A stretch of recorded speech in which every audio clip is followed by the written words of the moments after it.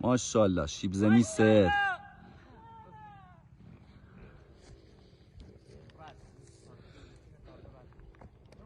یه همینی موه تو بدبختم